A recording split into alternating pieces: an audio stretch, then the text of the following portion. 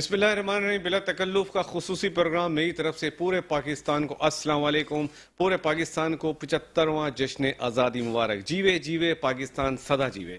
पाकिस्तान एक अल्लाह एक रसूल कुरान के नाम पे कायम हुआ। आज अल्हम्दुलिल्लाह अल्हम्दुलिल्लाह पाकिस्तान 75 साल का हो जाएगा अब से कुछ घंटों के बाद, और इंशाअल्लाह ता क़यामत तक पाकिस्तान कायम रहेगा।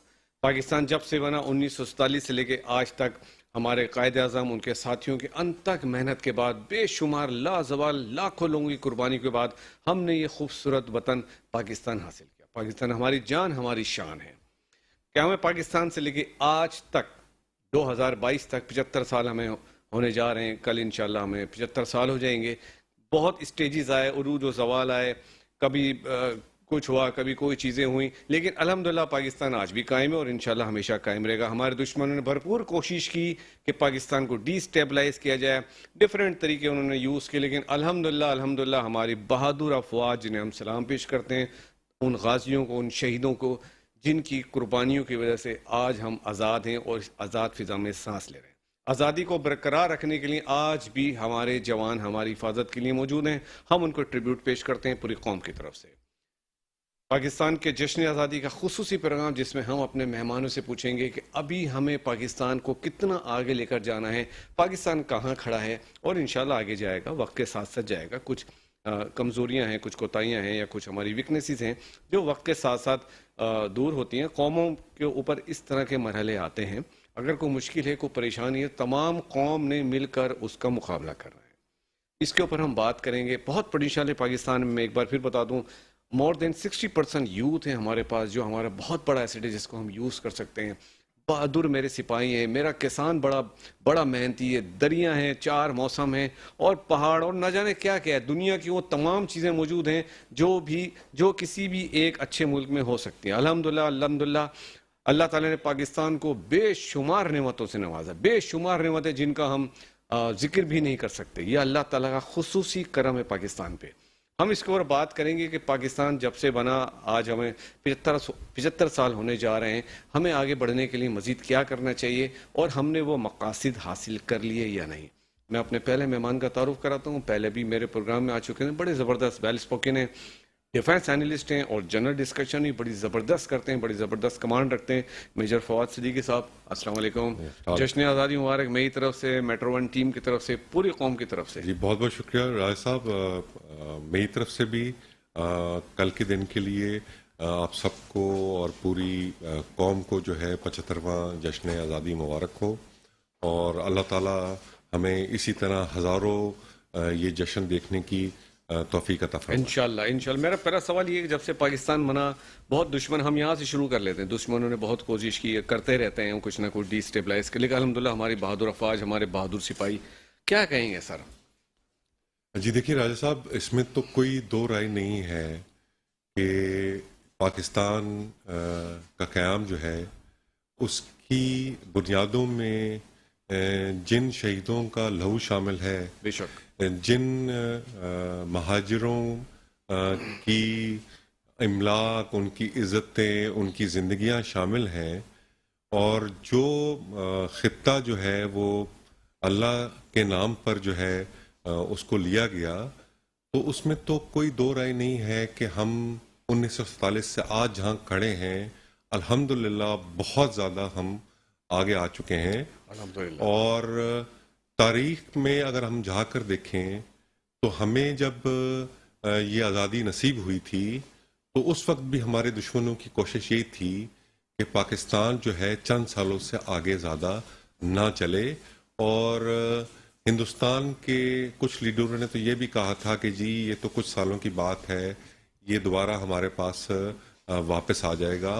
और उसी तरह उन्होंने जो बंटवारा हुआ हमारे मईशत का, हमारे डिफेंस एसेट्स का, हमारे ख़जानों का, उसमें भी उस वक्त भी उन्होंने जो है वो इंसाफ से काम ना लिया, और जो हमारे हक में चीज़ें आनी थीं वो हमें ना मिली, चाहे वो फैक्ट्रियां हों, चाहे वो हमारे असासे हों, चाहे वो हमारे रिजर्व्स हों, वो नहीं मिली। लेकिन आप देखिए कि वहाँ उस ज़माने के बावजूद آج ہم جہاں کھڑے ہیں الحمدللہ سپر پاور ہیں، ایٹمک ہم پاور ہیں. دنیا میں 7ویں اور اسلامی ممالک میں پہلی ایٹمی پاور ہیں. ہم ایک ایمرجنگ اکانومی ہیں. ہم OIC میں اپنا ایک مقام رکھتے ہیں اور ہماری آواز جو ہے وہ دنیا میں سنی جاتی ہے. آپ دیکھیے کہ ان حالات کے باوجود جس میں دنیا ریسیشن کی طرف جا رہی ہے اور لوگ جو ہے وہ دہائیاں دے رہے ہیں، سری لنکا کے آپ حالات دیکھ لیں، بنگلہ دیش کے اس وقت آپ حالات دیکھ لیں، ان تکلیفوں کے باوجود پاکستان پہ جو اللہ کا خاص کرم رہا اور ہم اس نہج پہ نہیں گئے، اور الحمدللہ اللہ تعالیٰ نے ہمیں ان چیزوں سے محفوظ رکھا اور انشاءاللہ ہمیں آگے بھی محفوظ رکھے گا. انشاءاللہ. جی ہم جس خطے سے ہیں وہاں سے تو رحمت للعالمین کو ٹھنڈی ہوائیں بھی آتی رہی ہیں. الحمدللہ بہت شکریہ فواد بھائی. ہمارے ایک اور مہمان موجود ہیں، میں ان کا تعارف کرا دوں. بزنس کمیونٹی کو لیڈ کرتے ہیں، انڈسٹریلسٹ ہیں، بزنس مین ہیں، جنید الرحمان صاحب. السلام علیکم جنید بھائی، جشن آزادی مبارک آپ کو، بہت بہت مبارک ہو. آپ کے آنے سے پہلے ہم ذکر کر رہے تھے پاکستان کے حوالے سے، قیام پاکستان سے لے کے آج تک الحمدللہ 75واں سال ہمیں ہونے کو جا رہا ہے. 75 سال کا پاکستان ہو جائے گا. آپ کیونکہ ایک بزنس کمیونٹی سے تعلق رکھتے ہیں، انڈسٹریلسٹ ہیں، تو اس وقت جو پاکستان بنا تھا تو اکانومی بیس ایگریکلچر، ہم نے اس کو ایگریکلچر بیس بنانا تھا، انڈسٹریل بیس بنانا تھا، اور آج ہم کہاں کھڑے ہیں ذرا یہ بھی بتائیے. جی بسم اللہ الرحمن الرحیم. بہت شکریہ، آپ نے اس خاص موقع پہ مجھے موقع دیا، مدعو کیا آپ نے ہمارے ایک 75th اینیورسری پہ. میں بھی بات سن رہا تھا میجر صاحب کی، اور جیسے کہ انہوں نے ذکر کیا کہ جب قیام پاکستان عمل میں آیا تو اس وقت بھی کچھ ایسی چیزیں ہوئیں کہ جو پاکستان کے فیور میں نہیں گئیں. میں تھوڑا سا آپ کو بیک گراؤنڈ دینا چاہوں گا کہ اگر ہم انڈسٹری کے حوالے سے اور صنعتی شعبے کے حوالے سے بات کریں تو جب اس وقت جو ہے ٹوٹل 921 فیکٹریز تھیں ان دونوں ملکوں میں ملا کے جو ہے، جس میں سے پاکستان کے حق میں خالی 34 آئیں آؤٹ آف 921. یہ ہسٹوریکل فیکٹ ہے یہ. اچھا بہرحال وہ کہتے ہیں نا کہ ہمت مردہ مجد خدا. تو اللہ کا شکر ہے کہ بزنس کمیونٹی نے جو ہے ہماری بزنس جو اس وقت سے لے کر آج تک جو ہے وہ کوشش یہی کی کہ پاکستان کو کس طرح مستقل سپورٹ کیا جائے. اس وقت بھی یہی اسپرٹ تھی، اور پاکستان میں آہستہ آہستہ وقتاً انڈسٹریل فیزز سے گزرا. میں بلکہ تھوڑا سا آپ کو اگر بیک گراؤنڈ بھی دوں، جو مختلف تقریباً 8 سے 9 ادوار آئے ہیں، مختلف فیزز جو ہیں انڈسٹریل آپ کہہ لیجیے فیزز جو ہیں جس سے ہم گزرے ہیں آج تک یہاں پہنچے. ہم جو پہلا ہمارا دور تھا وہ 1947 سے اور 58 تک کا دور تھا جو ہے. That was the first phase کہہ لیجیے آپ. اس میں صرف 2 پالیسیاں تھیں انیشیل پاکستان کی، ایک انڈسٹریلائزیشن اور دوسرے پہ فوکس کرنا، اور دوسرا تھا ٹو امپورٹ سبسڈائز، کہ امپورٹ سے جو ہے وہ سبسڈ سے بچا جائے میکسیمم جو ہے. یعنی ڈے 1 سے ہماری پالیسی جو ہے وہ بہترین ڈیزائن کی گئی تھی جو ہے ان 2 بیسکس کے اوپر جو ہے. جو پہلے ظاہر 10 سال تھے ملک کے، وہ اسٹیبلٹی اس میں لگی آنے میں تقریباً 8 پرائم منسٹرز چینج ہوئے ان 10 سالوں میں، مگر بہرحال وہ ایک اسٹیبلٹی کا دور تھا وہ، اور اس میں آہستہ آہستہ بڑے چیلنجز ہوئے مگر فیس کیا الحمدللہ نیشن نے. سیکنڈ جو دور آیا وہ تھا 58 سے لے کے اور 68 تک تقریباً جو ہے. اس میں ایک نئی ہم نے دیکھی ایک فیز دیکھا گیا کہ پرائیویٹائزیشن کی طرف گئے، پرائیویٹائزیشن کی طرف فوکس ہوا، انجینئرنگ کی طرف فوکس ہوا گورنمنٹ کا بھی، انڈسٹری کا بھی جو ہے، اور آپ کہہ لیں انٹرمیڈیٹ انڈسٹری جو ہے اس پہ فوکس ہوا، اس کو ڈیولپ کرنے کے اوپر کافی انڈسٹری اس میں لگی ہے. اور بہتر آپ کہہ لیں کہ پلاننگ کی طرف جو ہے وہ ہم شروع ہوئے. اب کافی ملکوں کے ساتھ ہمارے انٹریکشنز بھی دنیا میں 1960s کی ہم بات کریں. جی میں بات کر رہا ہوں 58 سے 68 تک کی بات جو ہے. پھر اس کے بعد ایک اور فیز آیا، اس میں تھوڑا سا آپ کہہ لیں کہ ٹرینڈ چینج ہوا اور ڈی پرائیویٹائزیشن کی طرف چلے گئے، ہم نیشنلائز کی طرف چلے گئے، چیزیں اور سمت میں چلی گئیں. اس کے اندر PIDC بھی عمل میں آیا جس نے جو ہے پھر ظاہر ہے اس کا بھی کافی رول رہا کافی عرصے جو ہے. اس کے بعد ایک نیا دور آیا، وہ ہے دیٹ از فرام 88 اور آنورڈ جو ہے ٹل آپ کہہ لیجیے تو 72 سے لے کے آنورڈ 88 تک جو ہے. اس کے اندر جو ہے وہ ایکسپورٹس پہ جو ہے وہ فوکس کیا گیا کہ ملک کی ایکسپورٹ بڑھائی جائیں، اور ریگولائزیشن جو ہے تھوڑی سی جو ہے کم کیا گیا. انڈسٹری کے لیے کہ ڈی ریگولائز کریں انڈسٹری کو جو ہے. تو اس کے اندر بھی انڈسٹری جو ہے وہ لگنی شروع ہوئی دوبارہ, اور کچھ آپ کہہ لیں ریفارمز بھی اس میں کیے گئے. پھر ایک دور آیا, پھر آپ کہہ لیجیے جو فیز تھا ہمارا 5th فیز تھا 1990 سے لے کے اور 2000 تک کا جو ہے, یہ ایک آپ کہہ لیں ایک کافی ڈفرینٹ دور تھا, کیونکہ ہم گلوبلائز جو ہیں وہ ہو رہے تھے آہستہ آہستہ جو ہے. اس دور کے اندر جو ہے وہ ہماری جو لنکیجز ہیں ود دا گلوبل ورلڈ جو ہے وہ بڑی کافی زیادہ, اور ڈیفینیٹلی اس میں اکانومی کو فری کیا گیا, ڈی ریگولیٹ کیا گیا. کافی اس میں انڈسٹری بھی لگی, ٹیکسٹائل انڈسٹری بہت لگی اس دور کے اندر جو ہے, کافی اس میں بہتری آئی. ایگریکلچر بھی اس میں کافی پراسپر ہوا اس دور کے اندر, کراپس وغیرہ بھی ہماری جو ہے کاٹن کی خاص طور پہ جو ہے اس میں کافی محنت ہوئی. Then again we went towards اندر پیریڈ 99 آنورڈس اگر ہم بات کرتے ہیں, تو وہ پھر ایک اور چینج ہم نے دیکھی, محسوس کیا. مطلب آپ کہہ لیجیے کہ جو ہماری پاسٹ کی آپ کہہ لیں تمام ہم نے جو کامیابی حاصل کی تھیں ان کو کیپٹلائز کیا گیا اس دور کے اندر جو ہے, اور جو آپ کہہ لیں یہ فارن پالیسی جو ہے اس پہ بھی کافی فائدہ ہوا بزنس کمیونٹی کو, اس پہ بہتر کام کرنے کی وجہ سے جو ہے ہمارا ایک اچھا دور گزرا. 2006 اور 2007 میں ریکارڈ انویسٹمنٹ ہوا ٹیکسٹائل کے اندر اور پاکستان کی اس میں اکانومی میں جو ہے, جس سے بھی ڈیفینیٹلی کافی جاب امپلائمنٹ کریٹ وغیرہ ہوئی. دین اگین اس کے بعد اب جس ہم فیز میں کھڑے ہیں, جسے ہم کہتے ہیں ہم 9th یا 10th فیز کہہ لیجیے آپ جو ہے, تو ڈیفینیٹلی اس فیز کے چیلنجز بالکل ڈفرینٹ ہیں, کیونکہ تھوڑا ایسا محسوس ہوتا ہے جیسے کہ کچھ جگہوں پہ ہم شاید ڈیولپمنٹ ورلڈ سے جو ہے وہ اس طرح کمپیٹ نہیں کر پا رہے اس طرح ہمیں کرنا چاہیے. ٹھیک ہے جنید بھائی, آپ کا جواب میں دوبارہ لیتا ہوں, آپ ملتے ہیں ایک چھوٹے سے بریک کے بعد. Welcome back. بریک پہ جانے سے پہلے ہم بات کریں تو اپنے مہمانوں کے ساتھ جنید الرحمان صاحب نے بڑی ڈیٹیل میں ہمیں چیزیں سمجھائی. اس وقت ہمارے درمیان ایک اور ہمارے بہت اچھے مہمان موجود ہیں, مسٹر عامر سجاد ینگ ہیں, بڑی زبردست گفتگو کرتے ہیں, پہلے بھی آ چکے ہیں, میڈیکل ایکسپرٹ ہیں, لیکن اس کے ساتھ ساتھ اینالسٹ بھی. عامر بھائی سب سے پہلے آپ کو جشن آزادی مبارک, 75واں جشن آزادئی ہماری طرف سے بہت بہت آپ کو بھی مبارک. اچھا, ہم آپ سے آپ کے آنے سے پہلے ہم ذکر کر رہے تھے کہ ہمیں پاکستان سے لے کے آج تک الحمدللہ 75 سال پاکستان ہونے کو جا رہا ہے, اور انشاءاللہ تا قیامت تک پاکستان قائم رہے گا.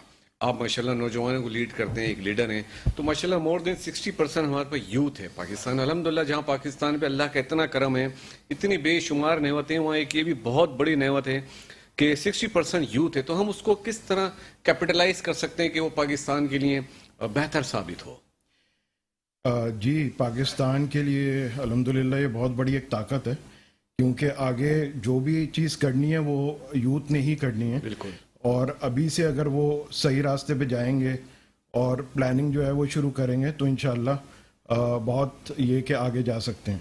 جی, تو آپ کے خیال میں ہمارے نوجوانوں کو ایک ڈائریکشن کی ضرورت ہے؟ جی بالکل, ان کو ایک ڈائریکشن کی ضرورت ہے. جیسے ہم دیکھتے ہیں کہ جیسے باہر کے جو ملک ہیں اس کے اندر وہ ایسی چیزوں پہ تحقیق کرتے ہیں, ایسی چیزوں پہ ریسرچ کرتے ہیں جو کہ پاکستان میں ہم سنتے بھی نہیں ہیں. تو ہمیں یہ چاہیے کہ ہم یہ دیکھیں کہ ایسی کون سی ٹیکنالوجیز ہیں, ایسی کون سی چیزیں ہیں.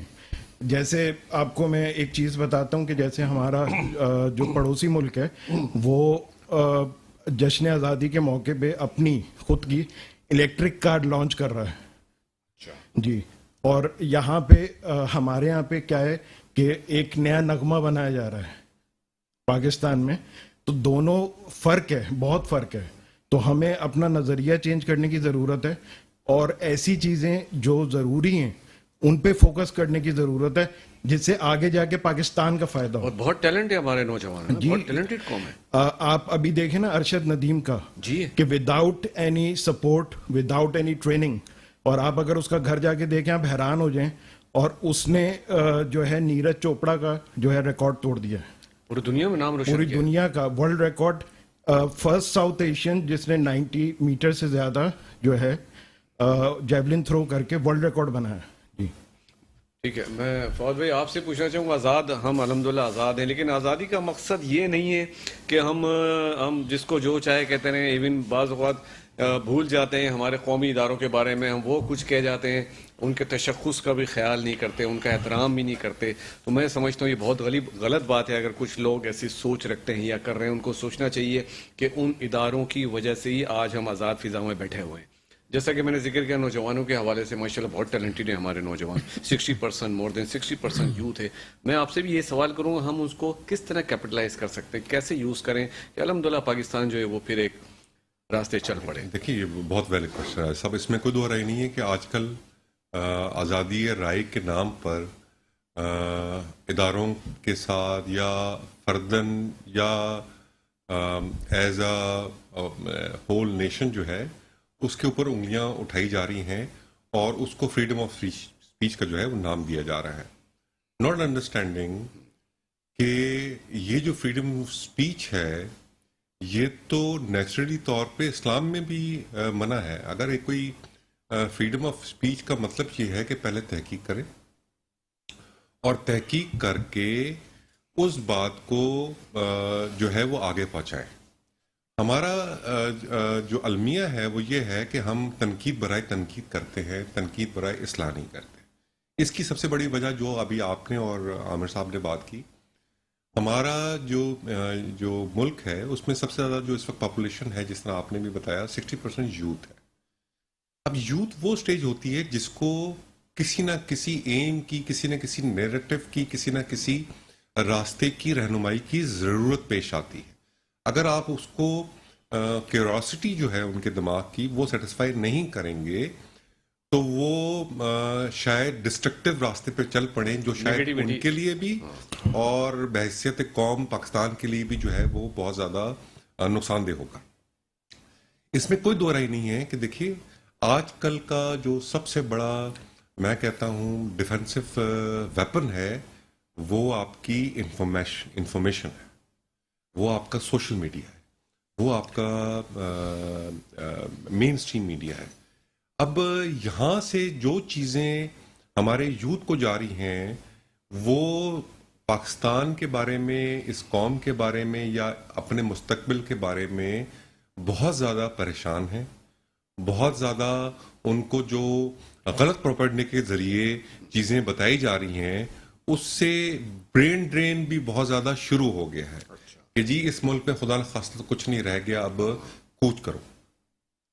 اور اسی وجہ سے جو ہے ایک بالکل منصوبے کے تحت جو ہے وہ چیزیں اس یوتھ کو پہنچائی جا رہی ہیں کہ جس میں جو ہے وہ ہمارے افواج پاکستان ہیں, ہمارے جو اور بھی قومی ادارے ہیں یا ہمارے جو حکومت ہوتی ہے اس کے بارے میں جو ہے وہ نیگیٹیوٹی جو ہے اس کا پرچار کیا جاتا ہے. ایون ہمارے شہداء کے بارے میں بڑا جی, اب آپ دیکھیے کہ پچھلے دنوں میں یہ دنیا میں کہیں مثال نہیں ملتی کہ ایک 3 اسٹار جنرل جو ہے وہ ایک ان ایڈ آف سول پاور, اس کا اپنا کام بھی نہیں ہے, وہ ان ایڈ آف سول پاور جو ہمارا کانسٹیٹیوشن اجازت دیتا ہے کہ آرم فورسز کو کسی بھی ڈیزاسٹر کے لیے مدد کے لیے ان کو بلایا جاتا ہے, اس کو وہ خود لیڈ کر رہے ہیں اور لیڈ کرتے ہوئے اسی عمل کی جو سپرویژن کرتے ہوئے انہوں نے جامع شہادت جو ہے وہ نوش کیا. اور نیریٹو جو ہے وہ بلڈ کیا گیا اور نیریٹو بلڈ کرنے کے لیے سوشل میڈیا کا استعمال کیا گیا, فلی انڈرسٹینڈنگ کہ سوشل میڈیا اس وقت سب سے زیادہ ہماری جنریشن جو ہے وہ اس سے مستفید ہوتی ہے, اور غلط قسم کے جو ہے پروپیگنڈا کیا گیا. یہ جو بے اطمینانی ہے یا نیگیٹیوٹی ہے وہ ہماری یوتھ میں اس حد تک آ گئی ہے کہ اب وہ پاکستان میں اپنا مستقبل خدا نخواستہ تاریخ سمجھنے پہ مجبور ہو گئے ہیں. اس میں دیکھیے جس طرح عامر صاحب نے بات کی, ان کو ایک بہت زیادہ اس وقت رہنمائی کی ضرورت ہے, اور رہنمائی کے لیے ہمیں جو جتنے ہمارے انفارمیشن فورمز ہیں ان کا بہت ہی صحیح طریقے سے استعمال کرنا پڑے گا. آپ دیکھیے پچھلے دنوں ٹین ایجرز جو ہیں ان کے بیانات آئے کہ جی میں نے تو جی فلاں کو دیکھ کر یا فلاں سے انسپائر ہو کر میں نے جو ہے بات کر لی اور مجھے تو علم نہیں تھا. تو ہم کس طرف اپنی یوتھ کو لے کر جا رہے ہیں؟ یہ ہمارا مستقبل ہے, پاکستان کا مستقبل ہے. انہی میں سے فورسز میں لوگوں نے آنا ہے, انہی میں سے آئی ٹی میں جی انہی میں حکومت چلانی ہے. اور اگر ان کے ذہن میں یہ چیز ہو گئی کہ خدا نہ خواستہ پاکستان کا کوئی مستقبل جو ہے روشن نہیں ہے تو آپ سوچیں کہ ہم اپنی قوم کو کس ڈگر پہ لے کر جائیں. بہت شکریہ جنید رحمان صاحب. جیسے کہ میجر فواد نے بتایا, پہلے میں آپ کا سوال کا جواب لوں جو آپ نے بڑی ڈیٹیل میں سمجھایا, تو اس میں آخری پیرا رہ گیا تھا, پلیز پہلے وہ بتائیے پھر میں آپ سے سوال پوچھتا ہوں. جی بالکل. میں نے آپ سے جو ذکر کیا کہ پاکستان ایز اے نیشن ہم لوگ انڈسٹریل فیز مختلف فیز سے گزرے, جی جی, اور 1947 سے لے کے مختلف ادوار, جیسے کہ اب جو ہمارا جو آپ کہہ لیجیے 9th یا 10th فیز جسے آپ کہتے ہیں, جس سے ہم گزر رہے ہیں ایک طرح سے 2008 کے بعد شروع ہوا. اس میں مختلف پولیٹیکل فورسز نے گورن کیا اور پالیسیز جو ہیں وہ بتدریج اس میں چینج ہوئیں. دیکھیں ہمیں کسی بھی, اگر آپ دیکھیں کسی بھی ڈیولپنگ کنٹری یا ایسے ملک کو اگر آپ آبزرو کریں تو اس میں ایک چیز آپ کو ان سب چیز میں آپ کو یکساں چیز نظر آئے گی, ایک یکساں نظر آئے گی چیز, وہ یہ کہ ان سب کی پالیسی کنسسٹنٹ تھی. جو نیشنل ایشو ہے, جس ایشو کا تعلق نیشنل نیشن کی ڈیولپمنٹ سے ہے, اس کی اکانومی کی ڈیولپمنٹ سے ہے, وہ ایک نیشنل ایشو ہے. وہ اینی بڈی, کوئی بھی پولیٹیکل فورس آئے یا جائے, دیٹ از پرائیورٹی. تو ہمیں محسوس ہوتا ہے کہ وقت مختلف ادوار میں جو پچھلے 12-13 سال گزرے, 15 سال اب کہہ لیے اپروکسیمیٹلی, اس میں یہ پالیسیز سفر کی. یعنی ایک پالیسی امپلیمنٹ ہوئی, اس کا بھی افیکٹ آنا شروع ہوا, چیزیں بہتر ہونی شروع ہوئیں, پلین ٹیک آف ہونا شروع ہوا, اور پھر واپس پالیسی میں چینج آ گئی, جس کی وجہ سے ہماری ایکسپورٹ جو ہے وہ بتدریج بڑھی اور گری. یعنی ہم ایسا بھی ہوا کہ ہم 2013 میں آلریڈی ہم تقریباً $25 ارب ایکسپورٹ پہ پہنچ چکے تھے, اور واپس جو ہے وہ export due to different reasons جو ہے وہ پالیسی کے تسلسل نہیں رہا, اور واپس $21 بلین پہ آئی, اور پھر ہمیں ریکور کرنے پڑا, اور پھر ہمیں اس میں کئی سال لگ گئے ریکور کر کے. تو آپ دیکھیں کتنا بڑا نیشنل لاس ہے یہ, کہ جب ہم ایک ٹارگٹ اچیو کر چکے ہیں تو اس کے بعد تو ڈیفینیٹلی ہمیں موو فارورڈ کرنا چاہیے. اب اس ہمارے جو 2022 کلوز ہوا ہے, اس میں جو نیشنل ایکسپورٹ ہے ہماری وہ تقریباً $29 بلین ہے جو ہم نے اچیو کی, which is also historic. Going forward اب پھر دوبارہ پالیسی میں ہمیں تبدیلی نظر آ رہی ہے. تو نیکسٹ ایئر کا جو ٹارگٹ ہے, مجھے 2023 کا جو ٹارگٹ ہے جو ایکسپورٹ کا رکھا گیا ہے, وہ تقریباً کوئی $34 بلین ہے. تو اگر وہ پالیسیاں جن کی وجہ سے ہمیں ایکسپورٹ ٹارگٹ اچیو ہوا, اگر وہ نہیں رہیں گی پالیسیز, وہ جو ٹیرف سیٹ کیے گئے فار الیکٹریسٹی, فار گیس, اور ان کی جو اویلیبلٹی, اگر وہ چیزیں مینٹین نہیں ہوں گی, تو آج بتائیے ٹارگٹ لاجیکلی اسپیکنگ کیسے اچیو ہوگا؟ راکٹ سائنس تو نہیں ہے, it is just common sense کہ اگر پالیسی کی کنسسٹنسی ہوگی تو چیزیں جیسے بہتر ہوتی گئی ہیں بتدریج بہتر ہوتی جائیں گی. چیلنجز ہیں, نو ڈاؤٹ اباؤٹ اٹ, اس میں کوئی شک کی بات نہیں ہے.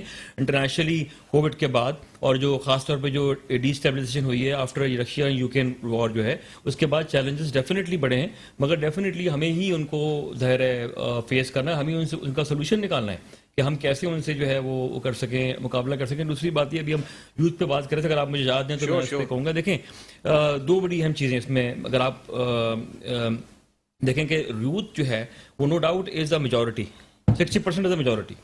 تو when there is a majority there is also responsibility of course on that sector جس کی میجورٹی ہوتی ہے. تو اب وہ اس کو ہم یہ کہتے ہیں جی, ہم یوزلی ہم ایک دیتے ہیں how to implement that, what is how it will change.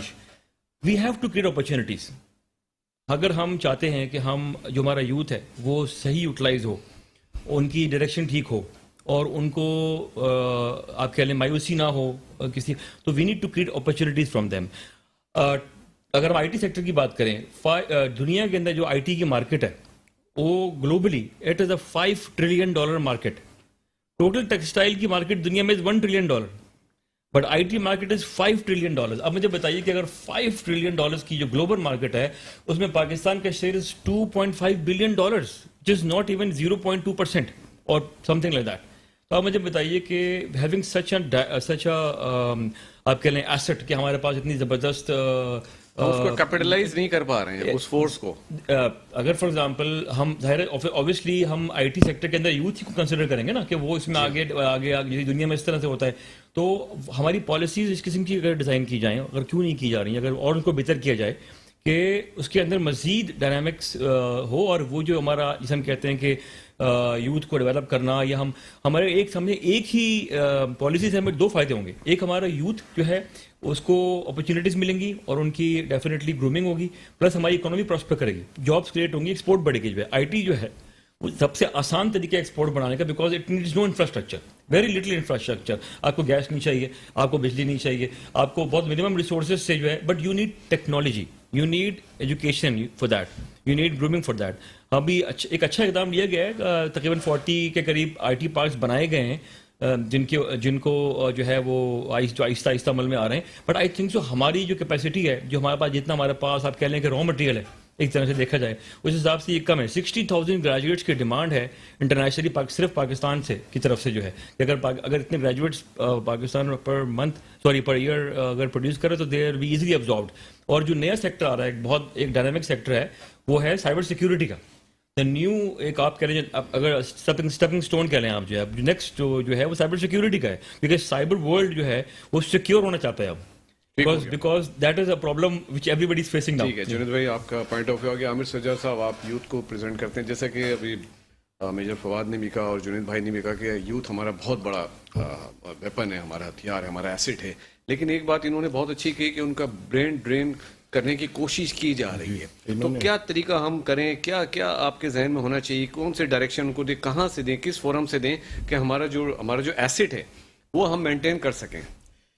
اس میں دیکھیں, انہوں نے میجر صاحب نے بہت ہی اچھی بات کی, اور اس میں یہ کہنا چاہوں گا کہ دیکھیں یوتھ ہے نا, آپ اگر اس کے اندر ایک یہ چیز کریٹ کر دیں کبھی کہ انسیکیورٹی اگر جنم لے لے, تو وہ اس کی تعداد کچھ بھی ہو, وہ صفر ہو جائے گی. اس کی وجہ یہ ہے کہ یہاں سے ایک سسٹم کے تحت پاکستان سے جو ہمارے برینز ہیں, they are the best brains in the world in Pakistan, جو ہم پروڈیوس کرتے ہیں, لیکن ایک سسٹم کے تحت پاکستان کو ایک ایسی جگہ رکھا جاتا ہے جہاں پہ یوتھ میں انسیکیورٹی پیدا ہوتی ہے, اور یوتھ یہ سوچنے پہ مجبور ہو جاتی ہے کہ یہ پاکستان میں ہم نے نہیں رہنا.